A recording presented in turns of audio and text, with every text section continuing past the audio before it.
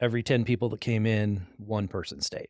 Yeah. And so it was Was somewhat depressing at Yeah, times, but that's the way it worked. I'm sure. So starting out from the ground, was it challenging? Was it hard, or was it like, oh, they just plug into this system and it's just a piece of cake? No, it was not a piece of cake whatsoever because especially in Portland, I knew 5 people. Like Yeah. it was very, very, it was very tough Yeah. doing that. But I moved back to Boise, and I'd lived here my whole life, and that's when it kind of started taking off a little more.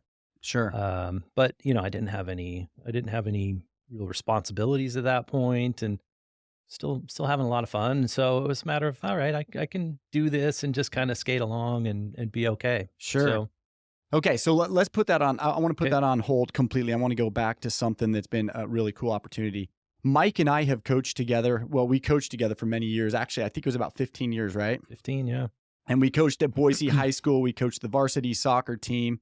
And Mike, talk to me a little bit about coaching and what you've learned. Mike is still coaching, by the way, at Boise High, and I think it's your 24th year. It will be coming up 23 years down. Yeah. And And so I'll probably brag, and if I'm wrong, you can correct me later, Sure. but I think that you are the most winningest high school soccer coach in the state of Idaho. Is that correct? I'm not sure. There probably is a 4A coach up in Sandpoint. He'd Okay. been there for a long time, but yeah, no, there it's just longevity Yeah, at this yeah. point. It's old age, let's Right. be honest. Exactly. But hidden behind that old age, I want to talk about when we first started coaching together, Hmm. and then when we ended coaching together, and talk to me a little bit about how you've grown as a coach and how that's kind of helped influence you in your business. Well, in the beginning of coaching, I didn't. I mean, what I knew was what I had gone through as a player, Yeah. and I didn't really watch what the coach was doing at that point. I listened to him, and I would do things, but it was basically, hey, let's go do it. And now it's different because if at that point I remember you and I would be like, okay, I don't know what to do. Let's make them run. Yeah. It's like, Yeah. hey, let's make sure they're fit, and well, we're never going to get beat because the other team's fitter than we are. Yeah. So that was definitely different than now, Yeah. because it's a lot more. Let's do things with the ball. Let's make sure there's a lot of touches, a little bit more tactical than it was. So Yeah. yeah, I think relating that to business is kind of the same thing. It's like, I don't really know what to do.